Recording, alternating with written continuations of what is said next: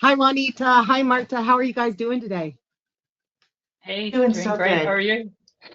Wonderful, wonderful. I'm just giving folks a few seconds more to join in here. We'll get started in a couple of seconds, and then we'll do a little introduction. And this is going to be a really fun conversation. I'm looking forward to it.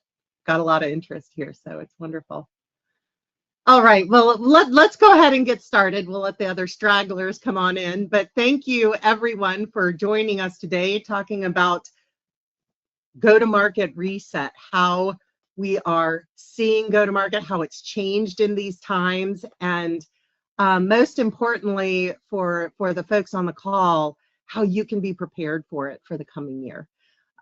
So excited to have this time with you guys. So before we get started, I just want you to know that please enter the questions as we go along. There's a box in the upper right-hand corner of your screen that's for questions. So just pop them in there as we go, and we will get to as many questions as we can at the end. And so Marta and Juanita, it's up to us to try and keep this, because we start talking about this stuff and we get super passionate. So we'll try to save some time at the end for questions.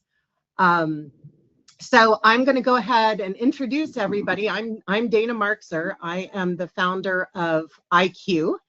And with me today are two people I have an enormous amount of respect for, and whose partnership has really been instrumental in shaping how we think about modern go-to-market. So I'm thrilled to be joined today by Juanita Baker and Marta Turek. They're the co-founders of Valmaris Group, which is a consulting firm I consider one of those rare few truly transforming how B2B organizations operate.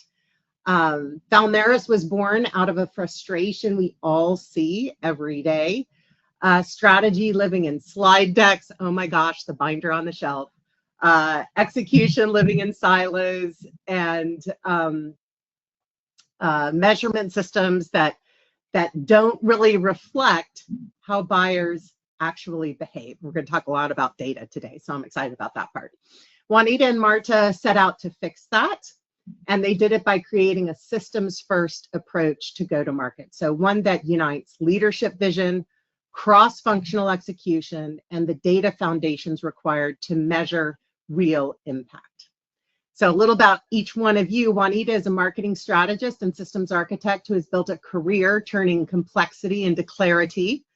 She has led and integrated teams across strategy, analytics, MarTech, UX, SEO, and content. Juanita, gosh, we first worked together over 10 years ago now. Isn't that crazy? So always with the goal of creating connected growth systems. She brings a rare blend of strategic discipline and human-centered leadership, shaped by her executive MBA and her background as a certified executive coach. If you've ever seen her sketch a framework, you know how quickly she brings order to chaos. And you'll see one of her frameworks today. Marta brings that scientific backbone to Valmaris. So she started as a marketer and became a data scientist. Wow, marketer to data scientist, that's very unusual, which gives her this incredible ability to apply analytical rigor to real marketing problems. She spent 16 years across the entire go-to-market spectrum: sales, digital campaign strategy, advanced analytics. You may even know her, I love this, from the moment she publicly challenged Google on a paid search best practice, and Search Engine Land called it a rare moment when a best practice was shaken to its core. So Marta brings evidence-based truth to every conversation, and she does it with zero agenda other than doing what's right with the client. And I think that's why the three of us align so well together. I want to jump in to start looking at, start with the data. Why don't we start with the data, Marta? And I think giving the background of the conclusions and our approaches is super important. So why don't I hand it over to you and tell us what has been changing in the B2B buyer area. Thank you, Dana. And can you introduce us every time? That was wonderful. Be happy Um, to. so, you absorb and think through so much research throughout the year, but there were two studies that really stood out to me, in that they enhanced my understanding of the buyer and changed my perspectives on how marketers need to approach the buyer group. And actually, both pieces of these research, they come from the B2B Institute, which is a LinkedIn think tank. So I'm going to give you the very high level Coles notes because these studies are so rich and deep that we can't go through all of the details, but I'll share the things that really stood out to me. So we understand that B2B marketing is buyer group marketing. That's nothing new. But we do not have a sophisticated understanding of the behavioral dynamics in these buying groups. So this first piece of research sets out to study the social and emotional group-based decision-making dynamics of buyers in high consideration and high value tech purchases at large enterprises. So in a nutshell, high consideration B2B SaaS. So in the study, they took the traditional buyer group and they divided into two segments. The first one is the technical buyer. And in the study, they referred to the technical buyer as the target buyer because these are the buyers that are routinely targeted in our online marketing campaigns, and they're visible on the advertising ecosystem. These are the people that at the end of the day are either they're using the product or the service that you're trying to sell. And the second group of buyers are referred to as the process buyers. Now, this is think procurement, legal, finance, operations, IT security, and sometimes even the C-suite. Now, what is distinct about this group is that they do not show up in the marketing engagement ecosystem. And the reason for that is because they're not interested in becoming product experts. They're not going to be using your product at the end of the day. So they don't download the white papers. They don't attend the webinars. And they are more or less invisible in terms of generating marketing intent signals, which is why in the studies, they're also called the hidden buyers. Yeah, I love that. And for all of those folks in sales who are frustrated by what happened to that deal, like it's like we don't know what happened.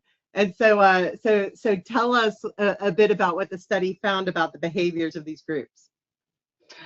Yeah, so Dana, you're hitting on something like right on the money there. So the thing that really struck me is that in the study they discovered that the decision-making power is evenly split between the technical and process buyers. So basically 51% goes to technical and 49% to the process buyers. And how did the researchers discover this? Well, in the survey, they handed out these influence points. They had 100 influence points for everyone. And they asked them to share out between the functions who make the decision. And so that's how they came up with this 49, 51%. And the significance of this is huge because if you think about it, again, going back to those sales guys, if you're targeting the technical buyer, and that is where all of your marketing efforts are going, but this process buyer group has 49% of the decision-making power, then the question is, have you really addressed the entire buying group? Well, you haven't. You've addressed 50% of the buying group. And process buyers are 70% more likely to reject brands that are not well known to others on the buying group, and 31% more likely to reject brands that they themselves do not know. So to what you were saying, Dana, let's imagine a buying process. So the technical buyers are responsible for coming up with the vendor shortlist, and they pick the vendors that they think are going to solve their problem, and then they take that shortlist to the process buyers. And at that stage, the process buyers have 100% of the decision-making power, and this is exactly where those deals go cold. So in the research, they found that up to 50% of vendors get vetoed at this stage. So let's imagine we've got 8 vendors. That's a bit of a high number, but let's just, for argument's sake, say 8. And then 50% get vetoed. So now we're at 4. And the research also showed that up to 40 to 60% of deals get stalled right there at that stage because the buying group could not reach a consensus. Yeah, and the thing that kills me about what you're talking about is sales productivity.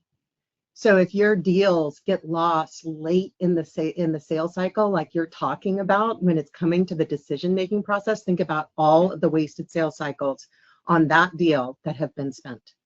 And so when we're looking at, like, from ayeQ, from a data perspective, and we see we're constantly tracking sales velocity, and if we see that deals are dropping out of those conversion rates late in the sales cycle, are falling below benchmark or falling below target, we flag it, right? It's like something's going on, and it's not only killing the top line because you're not winning the deal, but it's also killing the bottom line because you're spending a lot on sales resources that are unproductive.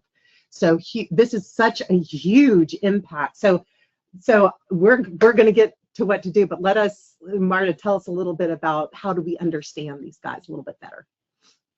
Okay, so this group is all about reducing risk. They want a solution that is reliable, safe, and one that they can trust. And this is now we're going to dive into the second study, again, by the B2B Institute. It's called the Buyability Study. And the tagline for this study could be, behind every B2B purchase is a group of people trying not to make a mistake. And that's really how you need to think about your buyers. In a B2B context, the downside risk of making the wrong decision is so big that buyers want to choose something that is safe. Your job can literally be on the line if you make the wrong call. So what does safe mean? Safe means that it's a product or service that my peers, my boss, the rest of the buying group think is acceptable to buy. And given the risks inherent in buying decisions, the research tries to decode this question. What would have to be true for buyers to feel confident enough to buy? So what are the emotional factors that have to be true? So I'm going to run through them. So the product or service can do the job. So that's the basic one. You're satisfying that technical buyer need. Yes, check. The buying process is relatively easy. The buying group is generally aligned. And so what that means, again, if the process buyers don't know the brand, then that is going to lead to misalignment in the buying group. The buyer feels like any downsides that come up can easily be managed. And then the most important one is the buyer feels that the decision they make can be defended if things go wrong. So what does that mean? It means that, okay, 2 years down the line, when your $2 million implementation of whatever system goes wrong, you can still stand in front of the board and defend your decision without getting fired.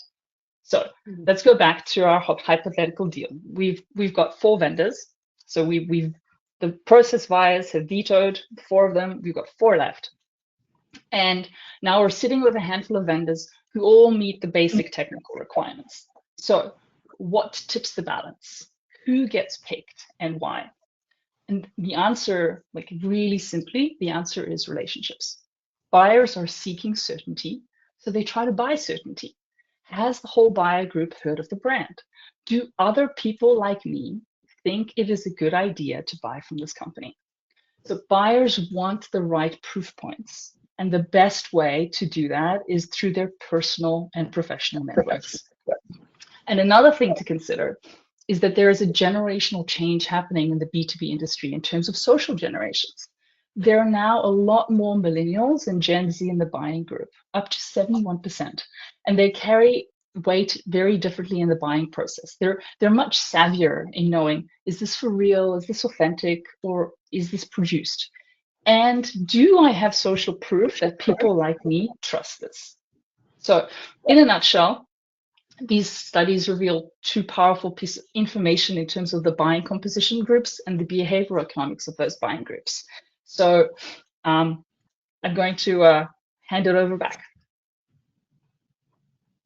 Thank you. So now we've got this problem which has been well elucidated, and now we're all struck with panic and fear. How are we actually influencing these guys? Wait a minute. So there's so much to unpack. So where do we go from here? And Juanita, I'm going to hand it over to you to say, okay, everybody don't panic. There's something that we can do here. So tell us. Awesome. So first off, I have to admit, you're right, Dana. And to be honest, I'm still absorbing for day-to-day application across all these different studies and reports that we've seen. But I obviously do have some initial ideas that are really energizing me and maybe even keeping me up a little bit at night. So what was made unmistakably clear this year is that brand is no longer a communications function. It's now a full funnel growth engine that creates belief, credibility, and emotional safety across the entire buyer journey. So brand builds the confidence that buyers need to consider you as a business. Demand reinforces that confidence when they begin evaluating. And ABX really is no longer the third motion. It's the delivery system for brand and demand across the entire buying group. So the problem is that most organizations still treat brand, demand, and ABX as three separate motions. We see it all the time. So for example, in mid to enterprise-sized organizations, this can look like three separate teams that are penetrating the market independently with little to no strategic alignment. So like as an outsider to a business, some telltale signs for me are, I see things like disconnected organic LinkedIn posts. So there's multiple messages a day, nothing's really cohesive. Secondly, you'll see maybe ads popping up in what appears to be a random messaging framework, or even receiving emails that are hitting your inbox with no clear messaging strategy. So you might get one message about product A and you might get another message about product B. There's nothing that really allows you to see kind of like the overall platform or products and how they work together. So the Stein and Sixth Sense research shows what happens when we as marketers cling to the same way of doing things. It's detrimental to the business. Honestly, it's so damaging that you never even will make the vendor shortlist that Marta was just talking about a few moments ago. So when we talk about brand, we're not talking about identity. We're talking about confidence, about building the trust, cultural alignment, and defensible proof that a diverse buying group needs to say yes together, both the technical and the process buyers. And so that means a modern brand to demand system can't just market to the technical buyers anymore. You have to earn the confidence of the people behind the scenes, those process buyers or hidden buyers, to determine whether the deal moves forward or sort of dies quietly in committee. Yeah, so it's funny. I just have to add a little data point in here, Juanita. So Okay. I often hear, well, you just can't measure brand impact. And I'm like, oh, yes, you can. You can measure brand impact, because when those things are working together, lead generation gets more effective, right? And we show that all the time, that you don't have to have the digital path. You have to have the right data infrastructure to see the impact, see whether this is actually occurring, and you can see it improve. It's really kind of that nirvana of marketing when you get the data infrastructure to actually see the impact. It's amazing, and it's so great for the rest of your executive peers, right? When you can point to the data and say, "We told you so," right? So it's a beautiful thing when you can see the data. Such a beautiful thing. So tell us, these hidden buyers. What can we do? What are you recommending? Yeah, as I was reading the various research, like one of the things I was even asking myself, okay, so when Monday rolls around, what are the things that I could do? And so I came up with these 5 actions that every CMO and their team could take. One is diagnose the deals that have stalled, and this will help you find the hidden buyer fingerprints. So you're going to look at where deals are stalling or quietly dying inside the CRM.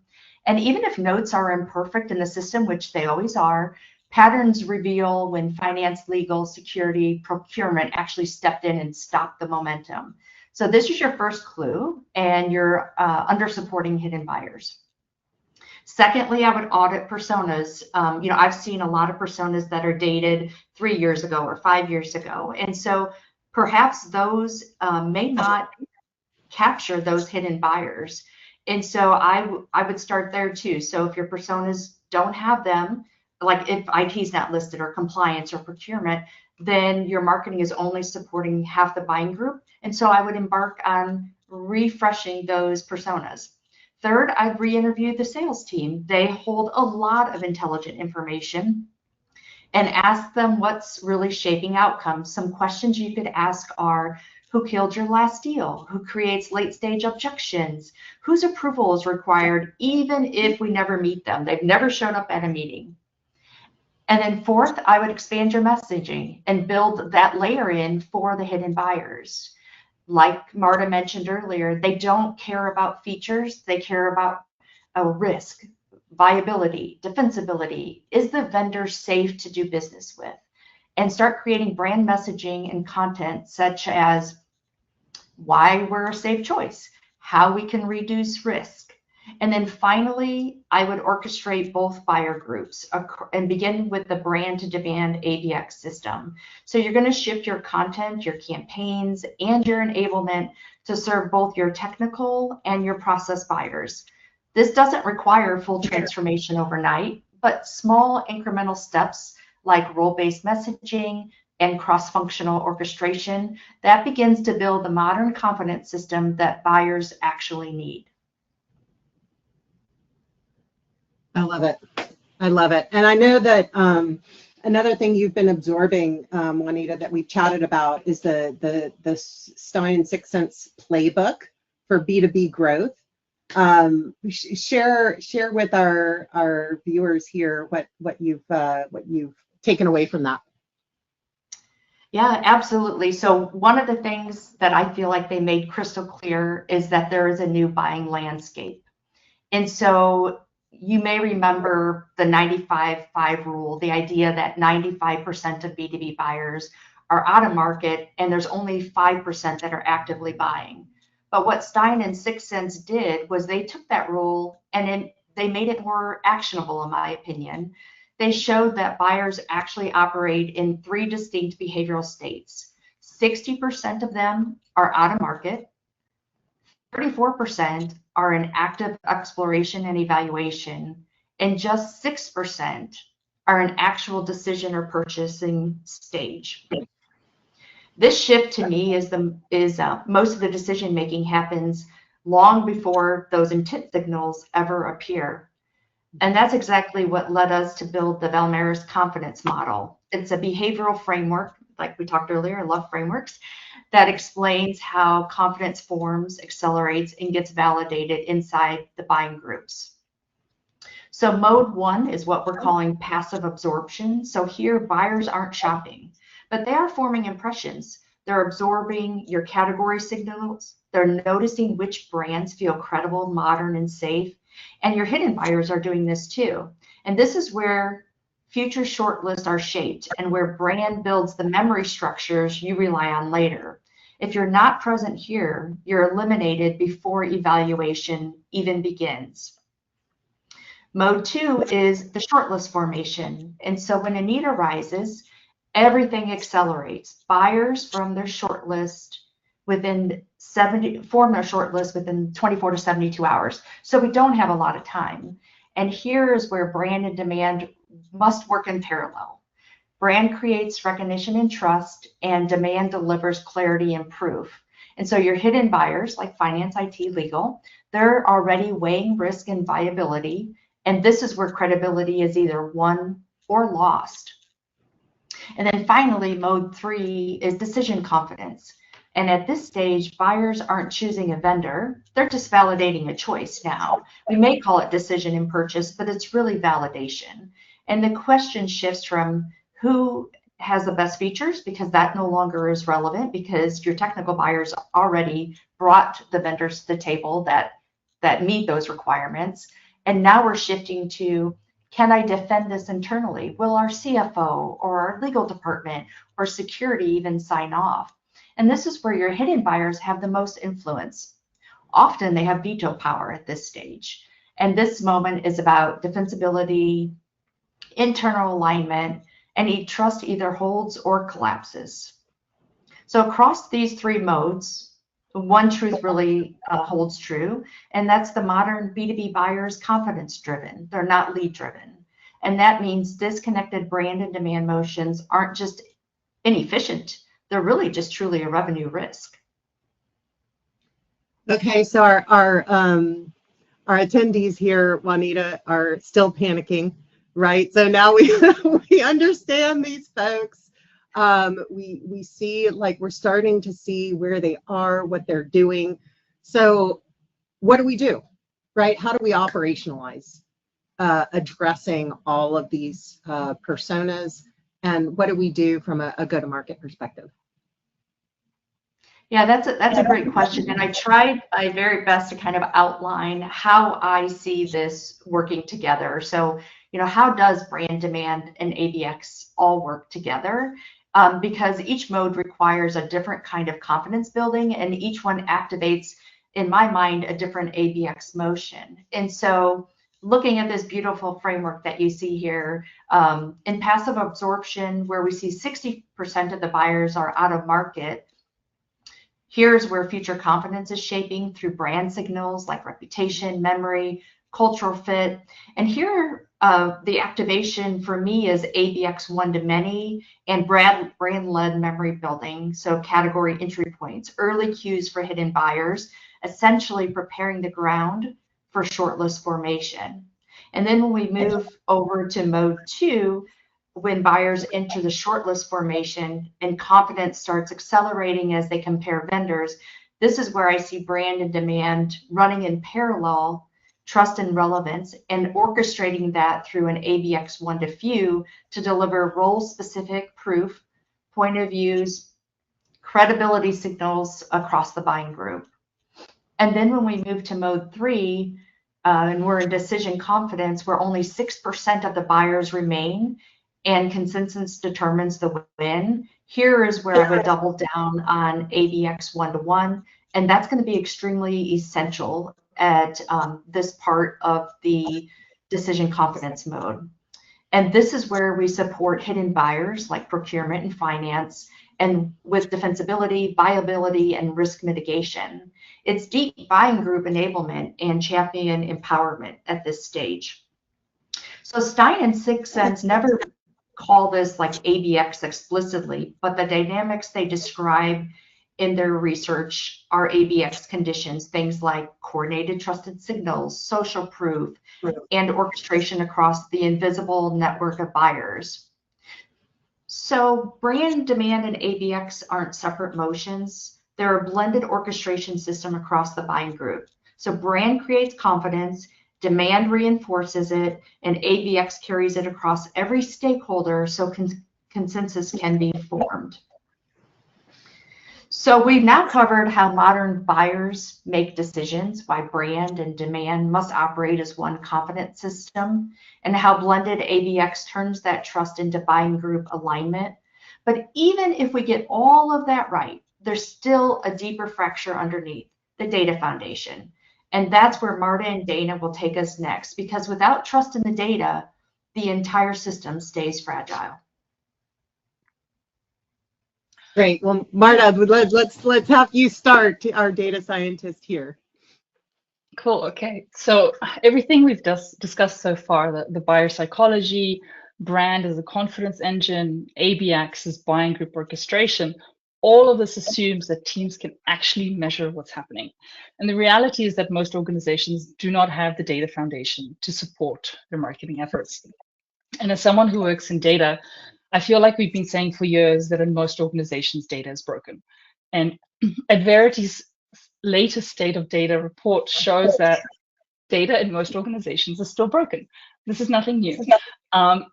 According to the report, the CMOs estimate that 45% of the data their teams use to make decisions. Let's say it's not 45% of the data, it's 45% of the data they're using to make decisions is incomplete, inaccurate, or outdated. And data quality isn't a new problem for marketers. So that doesn't surprise me. What does surprise me is that the same people that said that 45% of their data is of poor quality said, so you've got 45% saying that, then 85% of those same people said that they trust the quality and completeness of their data. So that's a complete contradiction. And I wasn't expecting to read that in the study. And so what this suggests is that marketers have for so long known that their data is flawed, that they've normalized it. They've just gotten used to using flawed data. And it feels like data quality has been the elephant in the room for so long that instead of addressing the problem, teams have decided, oh, well, I guess this is as good as it gets. This is the data I'm going to be working with.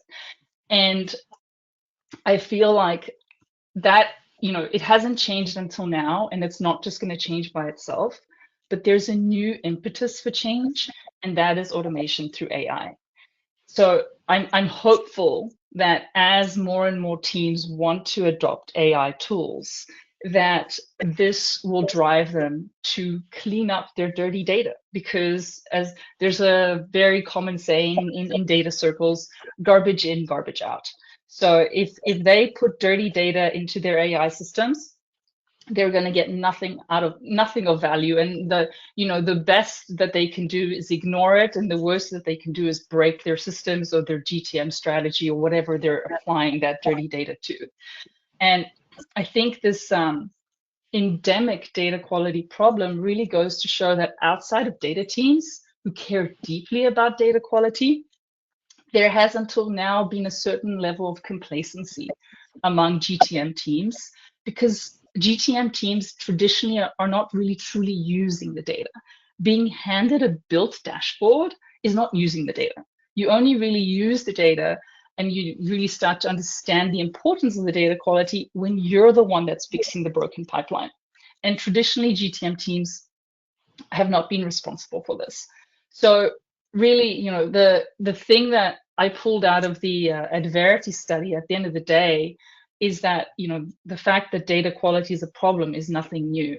But what is going to be a competitive advantage for teams that build a strong data foundation and get their data house in order is that they're going to really be able to fast forward and start adopting AI at scale. And for those that don't have a strong data foundation, now is the time to take a very systematic approach to fixing their data. It's a mammoth task. It's overwhelming. So you need to tackle it in a really systematic and logical way, because ultimately the bottom line is if you couldn't automate without AI, you can't automate with AI. Yeah. So I go ahead. Go ahead. No, go ahead. I was gonna say, Dana, I'm sure that you've seen the same things with ayeQ, and I'd be really interested to hear like what you're seeing on your end. Well, I see all the time, we know that our data is dirty, and we're going to clean it up, and then we're going to do analytics and reporting.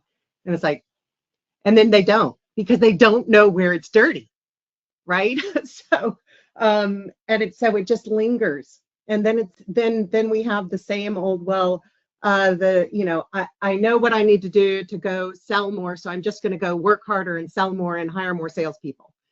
And that's just, when we have companies that it's not just top line growth anymore. It's like, how are you going to market efficiently, right? You can't just throw bodies at a problem. And then, when we have the wealth of data that can say, no, actually, you don't need more salespeople. If you do A, B, and C, those salespeople will be 10x more productive, right? And then you get to that margin. So if we look back at the AI question, the reality is AI is only as good as the data it's trained on, right? That's that, right? So if it doesn't have the data, it has nothing to think about, right? So, and so we know AI can be incorrect. We also know that AI is notoriously bad at math. And so, while we've got this generative AI where it's real, teams are using generative AI, they're helping generate content and bubbling up patterns in unstructured data. But it is woefully behind on making sense of structured data, and definitely making sense of typical data we see, which is dirty, siloed, and simply wrong, right? Which is that the function of sales hygiene, and that's the human element. It's like AI, if you're going to try to, train it on wrong data, you're going to get wrong answers. So if we look at the systems we run the growth function on, right? CRM, marketing automation, financial systems, ABM systems, they're built for different purposes, right? Marketing automation is built for marketing, for capturing responses and the digital trails from the actions of people. That's what marketing automation is doing. It's running campaigns and it's collecting those responses. CRM is for managing sales processes on accounts. And finance is tracking revenue and expenses on accounts that are typically almost always different from how marketing budgets their programmatic spend, right? How many times have the marketers on our call gotten their report from finance and says, I don't even use those line items. Here's how I budget. Almost always. So, trying to understand programmatic spend and how sales tracks deal value, that's the underlying brokenness that we're talking about here. So even within the systems, and you can look at this diagram that we put on the slide here. You look at the transactional systems that I just described, the marketing data, the sales data, and the financial and other enterprise and operational systems. They're tracking these things. They're siloed, so they do not, that one of the biggest chasms we see is, how do I track the effectiveness of my marketing on closed bookings, right? Because it's broken. It's like I can't see that. I can see leading indicators, but I can't see the actual value moving through the sales pipeline. So, and even within those systems, we see the structural issues. So let's take the example of people. So following people through from prospects to leads to contacts and then to accounts remains one of the top problems, and CRMs have been around for decades now, but it's one of the top problems for system admins to create basic reporting. So, for those folks using Salesforce out there, the leads and contacts database continues even today to be a huge problem for admins, right? Even creating a unified view of MQLs across these lead and contact databases is really difficult. How many of us see, well, I've got two MQL lists. One is from the leads database and one's from the contacts database. And it's crazy to be able to track to a performance target when you can't unify that data. Another example is understanding how the actions of sales reps and BDRs impact the generation of pipeline.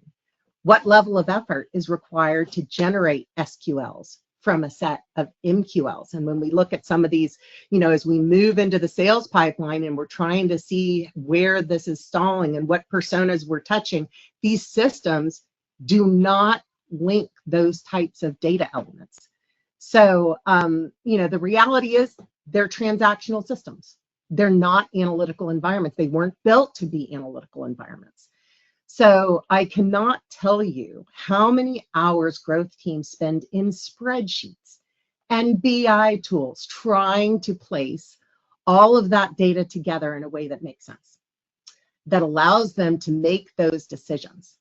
So, and we know how hard it is because it took us at ayeQ years with our team of subject matter experts and veteran sales, marketing, and financial experts and PhD analytics resources and application developers to create an analytical environment to bring all of this data together cleanly with validated metrics, purpose-built to deliver those enterprise-wide KPIs, along with those role-specific analytics that B2B SaaS companies require. That's what they require to make those decisions, Marta, to accurately plan Where are they going to invest their marketing programmatic dollars? How many headcount do they need? You know, to really impact both top line and bottom line. So if we look at ayeQ, and of course we live and breathe this every day, it is an analytical platform that spans all of these enterprise systems and transforms that data into a unified data model that makes sense.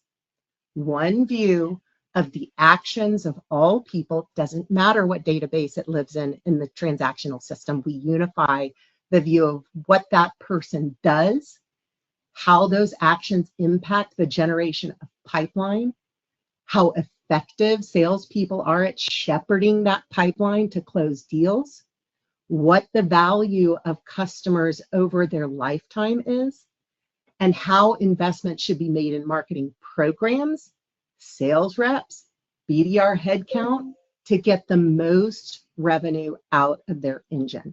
And that is what is required today. We have the tools.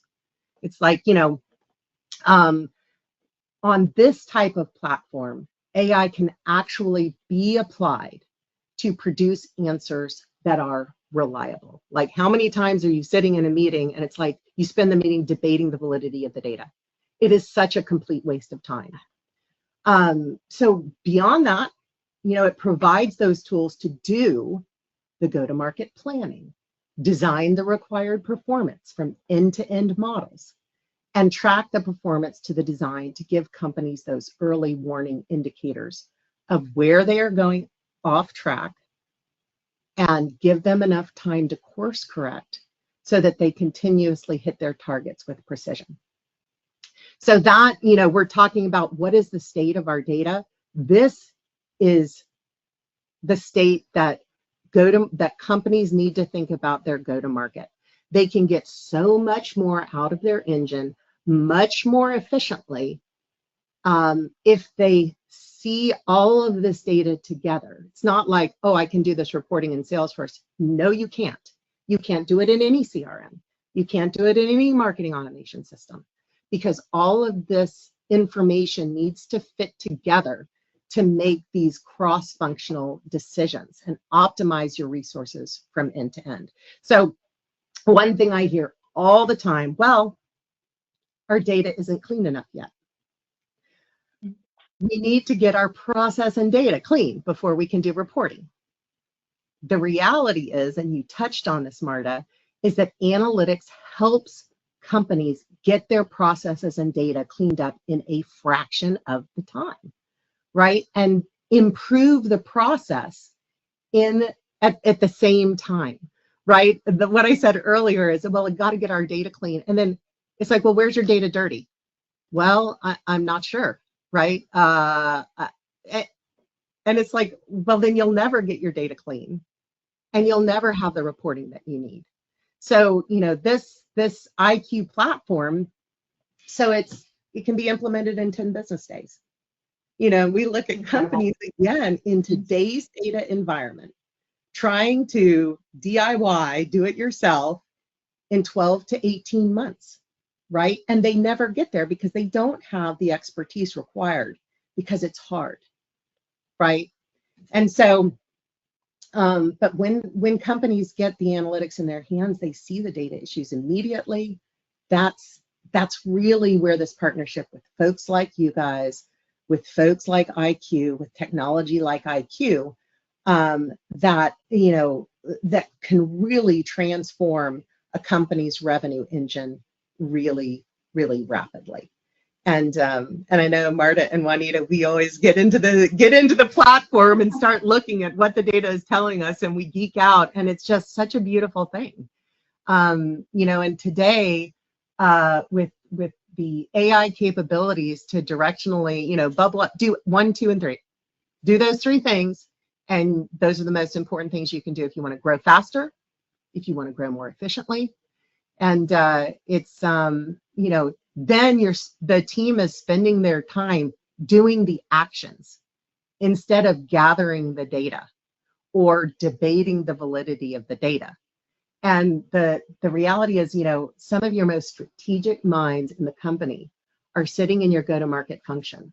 And it really kills me when I see these teams and these strategic minds are spent exporting data and doing Excel spreadsheets and trying to figure out, is this formula correct? Is that formula correct? I'm like, oh my gosh, you guys could actually be moving your business forward instead.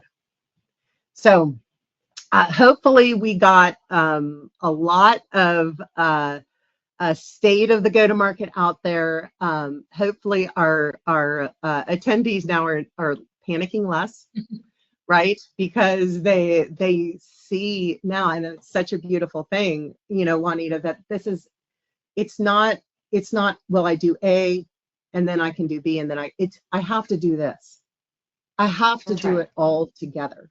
And when you do it all together, you will see the results. It's very different. We've seen many, many companies make this transformation. And it's really an amazing thing. It changes their performance outcome. It changes their results. It changes their culture, right? It changes the way they talk to each other. Because now it's, everybody has a unified view and everybody trusts what the data is saying, and they can align on the go-to-market plan. And so, anyway, any final comments before we move into questions here? Let's see, we've got just a couple minutes here. Any final thoughts, Marta, Juanita, and while they're, please enter your questions into that question box if you haven't already. As you were talking, Dana, I did have this kind of summarizing thought where I thought, you know, companies will say, well, I can't start because I need to clean my data. But you need to start to clean your data, not clean your data and then start, because it's by starting that you will then know which data to fix, because the platform is exposing that. And I think that is where many teams kind of, it's a chicken egg scenario for them, and they don't feel like their data is in a good place to get started, and they don't realize that if they do get started, that it will help prioritize the data they need to clean. Yeah, and I can't help but think once the data is in front of us as a marketing team, we now have all the power in our hands to understand what are the levers that we need to stop doing, which ones do we need to start doing, and what might just need a little bit of mild adjusting. And our strategy should become much more clearer to us. And in a sense, we're also going to be better stewards of our financial resources, right? We only have a certain amount of budget to spend. And so knowing where things are working well and where they're not working well also allows us to make sure that our money is being spent wisely. And so I love that about the ayeQ system as well. Yeah, and you know, right now we're in the midst of annual planning for most of our customers, and what our customers are doing right now is, what is ayeQ predicting our bookings are going to be next year? Is that where we want to be? If that's not where we want to be, what do we have to change? If we change this, what's the impact? If we change this, what's the impact? And marketing teams are looking at the budget and justifying their budget, and they have access to all of the data. And it's not just, you know, well, I ran, 6 cents ads. And it's not just, what was the contribution from those accounts, but to your point, Juanita, earlier, how do those brand activities change sales velocity, right? I love looking at marketing, because it's not, contribution is, while attribution is difficult, first order is what marketing is contributing to the pipeline and contributing to closed won deals. But then secondarily, how is marketing improving the entire sales process, right? Not just for new logos, not just for penetration, but for renewals. And so all of those pieces and understanding them in the right context is super, super helpful as they're putting together their budgets and justifying their investment areas. So I know that we are over time. And so I had this feeling, Marta and Juanita, that it was going to be really hard for us to save some time at the end, but I'll take just one question. and then we'll wrap it. But I thought this, as I saw the questions come in, and I thought this was interesting. It says, if short lists form in 24 to 72 hours, what should marketing be doing differently? Yeah, marketing at this point, if we know that those decisions are happening in hours, not days, but hours, teams need to shift from their nurture thinking to presence thinking. And that means brand must build that mental availability and passive absorption, and demand must provide instant clarity during that shortlist formation. And then ABX must carry that trust and proof across the buying group. It's not about accelerating the funnel. It's about being shortlist ready before a buyer ever enters the market. All right, I'm going to sneak one more in here because I love this question too. So it's talking about the process buyers controlling 50% of the decision. Give us some takeaways on brand and demand strategy.